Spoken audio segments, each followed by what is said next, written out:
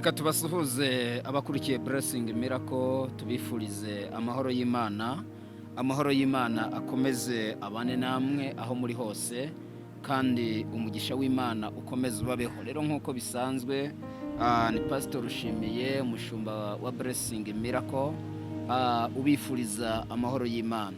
Rero umugisha uva ku Mana ukomeze ubane namwe mwega mudukurikiye muri mu bihugu bitandukanye, abari ku mugabane w'Uburayi, abari ku mugabane wa Aziya, abari ku mugabane wa Afrika, cyane cyane abari muri iki gihugu cyacu cy'u Rwanda, abari muri Kongo, abari i Burundi, abari Kenya, abari Uganda, abari Tanzania. Mwese Imana ikomeze ibampera umugisha, nimutagwa isari muzasarura. Rero tubashimiye uruhari rwanyu gukomeza gufasha abantu b'Imana mubaha ijambo ry'Imana. Ni byiza ko mukanda subscribe, mwarangiza gukora subscribe mugakora share, ubu butumwa bukagera ku bantu benshi, kandi turabizi niyo mpamvu tuba twafashe uyu mwanya wo kugira ngo tuganire namwe.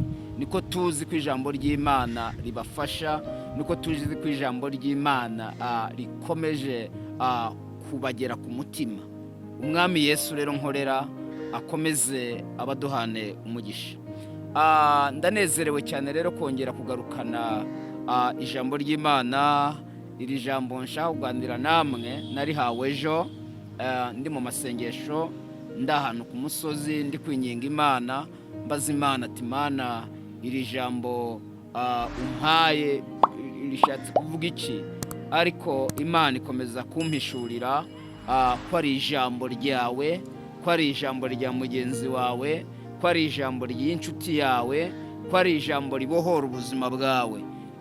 Hari igihe umuntu aba yabuze ikintu kimuhumuriza, ariko yabona ikintu kimuhumuriza akaruhuka. Rero iri jambo rikuruhure, kandi nirikuruhura umfashe uryoherereze ku rubuga ubamwo, rinawe naryo rifashe n'abandi, na mugenzi wawe rimufashe. Imana rero ikumpera umugisha. Munyemerere tubanze dusenge Imana, twinginge Imana kugira ngo Imana ibane natwe muri iri jambo. Uri Imana nziza kandi uri Imana ikomeye. Talaboski flombe ekatone paiskanto. Ndagushimiye kuko onipia skifonera. Uri Imana yo kwizegwa, uri Imana ifite imbaraga, uri Imana ifite ubushobozi. Abana bawe bagiye kumva ijambo ryawe, kandi ijambo ryawe depando skipresili for or heal blood. Ni imbaraga. Ijambo ryawe ni umutsima, ijambo ryawe ni ubuzima. Buri muntu wese ugiye gukurikira ijambo ryawe, ntaba ari we, ahubwo izina ryawe rikomeze rihabwa icyubahiro. Iri jambo nirimwomore igikomere amaranye imyaka myinshi kiba ku mutima we. Iri jambo nirimukiza ingwara, iri jambo niribohora ubuzima bwe. Ndagushimiye kuko ugiye kubana nanjye ngiye kuvuga ijambo ryawe nk'umugisha, mu izina rya Kristo Yesu. Amen, amen, amen, amen. Ya Imana iduhana umugisha hamwe twese kubwira ijambo tugiye kuganira. Turaganira ijambo ry'Itangiriro 28 duhereye ku murongo wa 15. Iri jambo rero narihawe ejo nimugoroba ndi mu butayu ndi gusenga, ariko numva si ijyanjye jyenyene, numva hari n'abandi barikeneye kuba baryakira. Biravuga ngo 15 haravuga ngo dore ndi kumwe nawe, nzakurindira aho uzajya hose, kandi nzakugarura muri iki gihugu, kuko ntazagusiga ntarakora ibyo nkubwiye. Nimwakira ijambo ry'Imana. Iri jambo Imana impaye kugira ngo tuganire. Titire y'iri jambo nshaka kugira ngo nkuganirize, Imana yavuganye nanjye ko iri kumwe nawe. Nyuma y'abantu bakubwiye ko bagukunda, nyuma y'abantu bakubwiye ko ari inshuti zawe, niko abantu bamera, ariko igihe kigeze babantu urababura. Imana ishime ko wababuze, ariko utigeze ubura Imana. Imana rero ivuganye nawe amagambo akomeye, iravuze ngo iri kumwe nawe. Nyuma y'abantu bakubwiye ko bari kumwe nawe, ariko hageze igihe baragusiga. Imana iri kumwe nawe, Imana iri kumwe nawe kugira ngo ikuyobore mu rugendo rwose ugenda. Imana iri kumwe nawe kugira ngo igutabare. Aya magambo impamvu ndi kuyatsindagira cyane niko Imana ikuntumyeho. Nyuma y'amajwi menshi uri kumva, nyuma y'intambara nyinshi ziri kubyiganira mu mutima wawe, nyuma y'ibikomere byinshi wahuye nabyo, nyuma y'umubabaro mwinshi watewe n'ibihe, Imana iri kumwe nawe. Iyo mvuze ngo Imana iri kumwe nawe, mba mvuze ibintu bikomeye, mba mvuze imbaraga z'Imana, mba mvuze gukomera kw'Imana, mba mvuze ubutware buva kuri Nyagasani, mba mvuze ikintu gikomeye Imana igiye gukora ku buzima bwawe. Tole by Stephen Mandroska. Iyo umuntu akubwiye ngo azabana nawe, rimwe na rimwe umutima wawe uraruhuka, kuko uyu muntu akubwiye ngo azabana nawe, uba wumva koko hari ahandi hantu uvuye, hari n'ahandi hantu aguteretse. Iyo umusore cyangwa umukobwa iyo akubwiye ngo aho uzarara niho nzarara, aho uzarya nibyo nzarya, niwambara nzambara, nutura nanjye nzatura, ubuzima bwawe burahinduka, kuko uba ubonye sapoti y'ibintu bikomeye cyane. Nagize ikibazo mu bihe bishize, ndashaka kuvuga kuri iri jambo.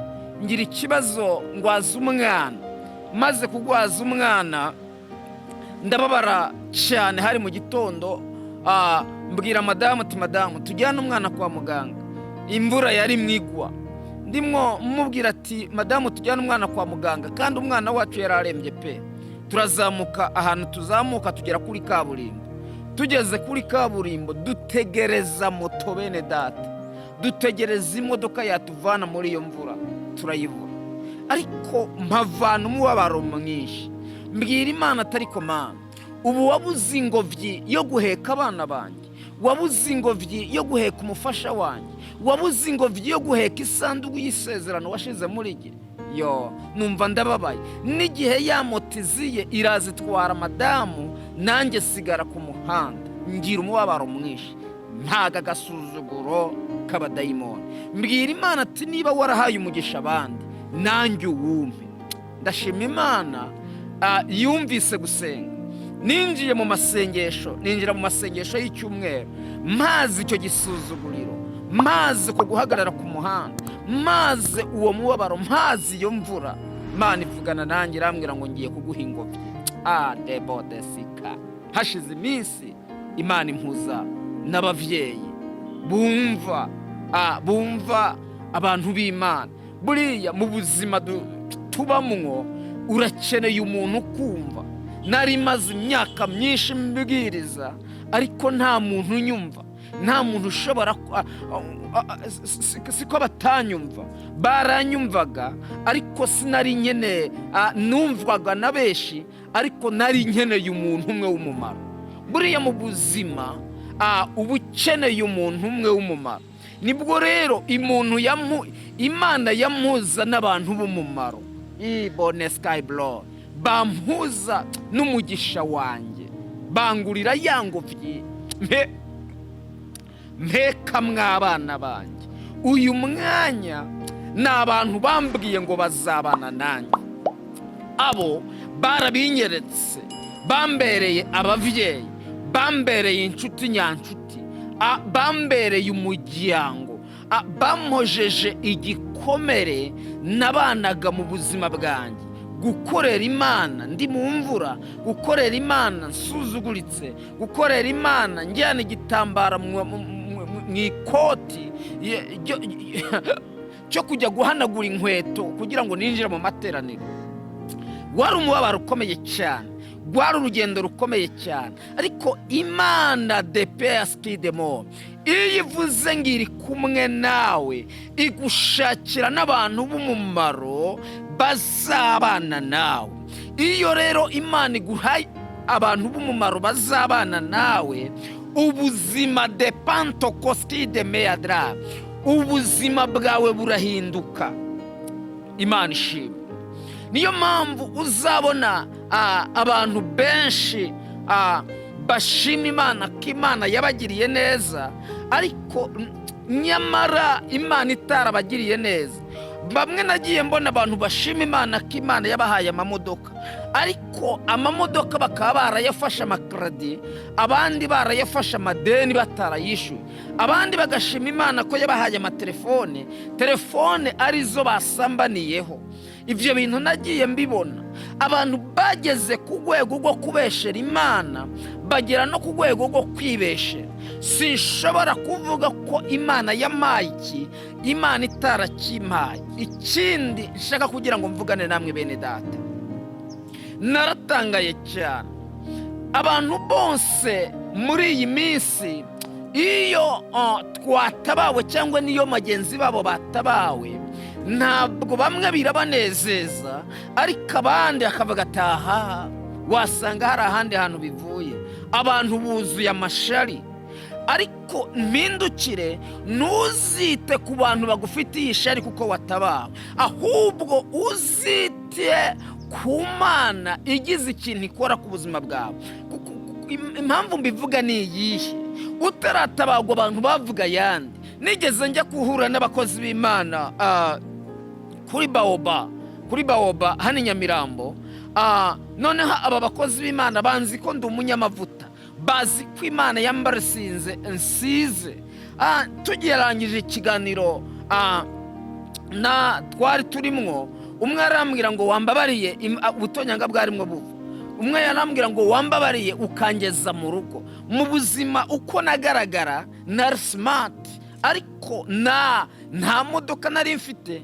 Numva anteye ikintu kimeze nk'igishinge, numva ankoza ahantu. Ndavuga ati ariko kwanini aba bantu ko bafite amajipe, aba bantu ko bafite amarandekuruza, abantu ko bafite amarava twicaranye, kubera iki jyewe Pastor Ushimiye ukubaha, kubera iki jyewe utangirira neza? Hari igihe umubabaro umuntu ajya agira utuma Imana ikora ku buzima bwawe. Aidope ya sky drome sky mvana ifu aho hantu. Ndamubwira ngo muvandimwe, nta modoka mfite, ariko kubivuze ejo nzaba nayibona. Ndashima Imana yangovye yo kumpeka njya mu murimo w'Imana.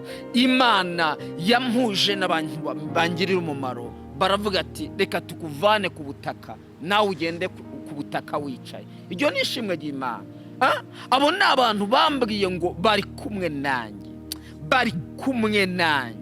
Nari nkeneye abantu bambwira ko bari kumwe nanjye, nari nkeneye abantu bambwira ko bamfasha amaboko. Uyu mwanya niyo nsenze nkomeza kubwira Imana, sinshobora kubura mwo amajwi yo kubavuga mu izina. Ati ndasengera runaka, ntabwo nshobora. Nk'uko udashobora kwibagirwa umukristo uguha icyacumi, ni uko udashobora kukwibagirwa umuntu yakugiriye neza.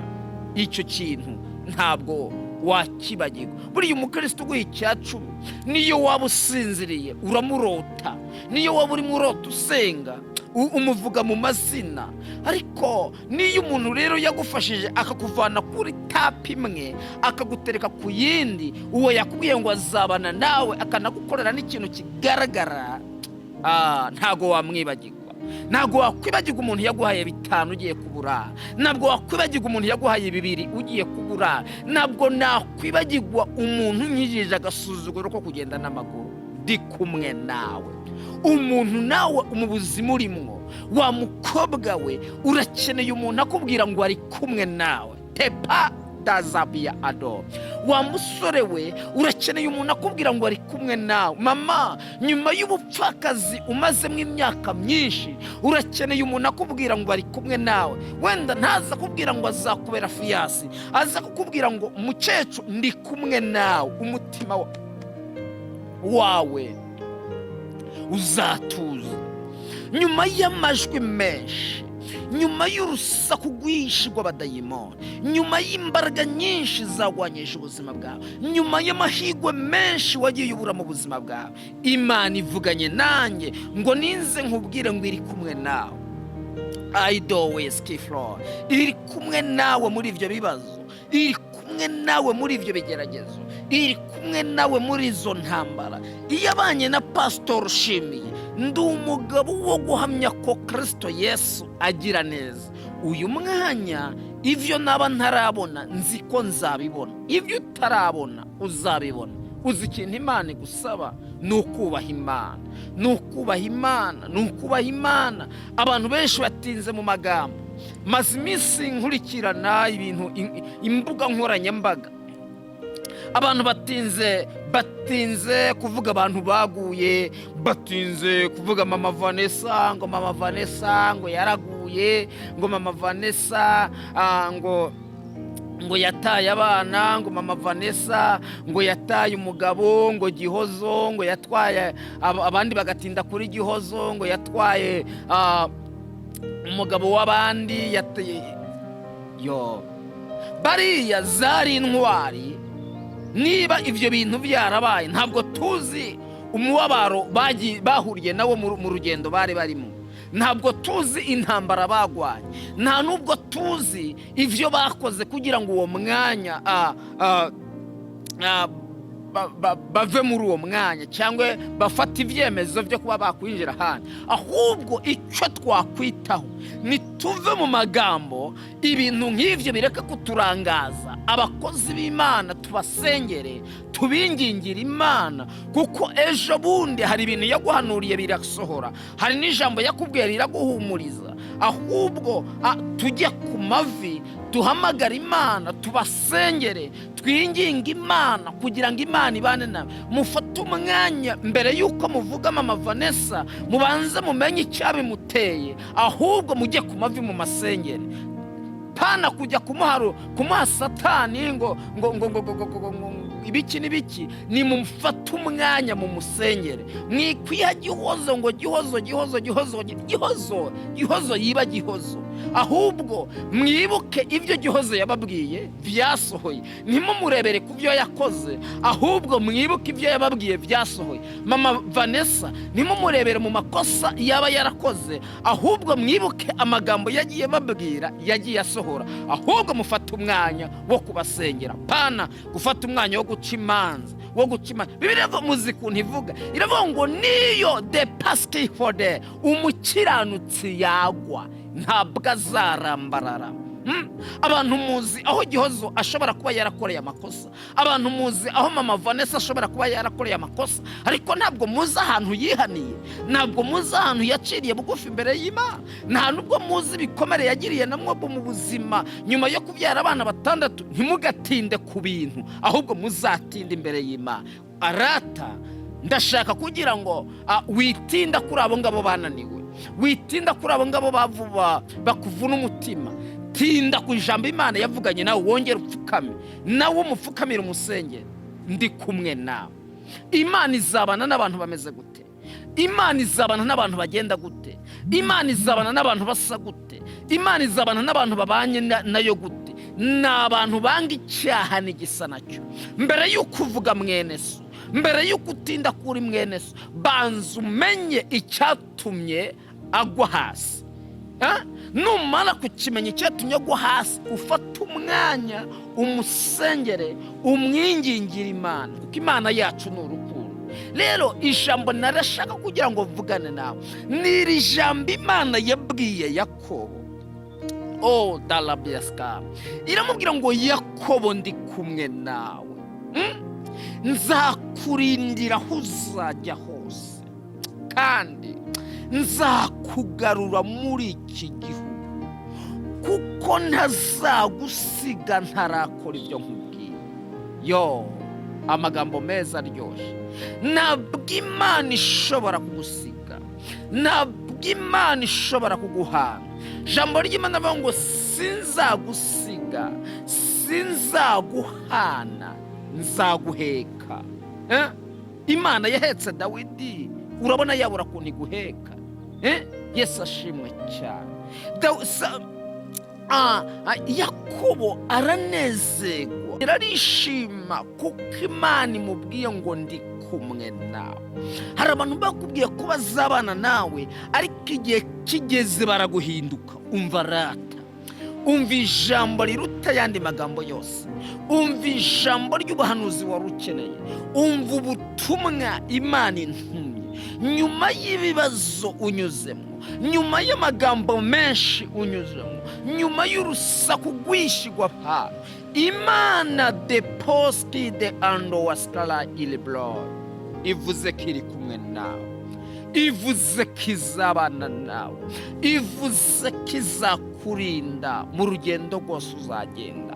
Imvune zari zimaze kuba nyinshi mu mutima wawe, ibikomere byari bimaze kuba byinshi mu mutima wawe, uwakubwiye ko ari kumwe nawe yagutanye abana, nshuti yanyu, yarakuretse, ari kumva ijambo ryomora umutima wawe, ndi kumwe nawe.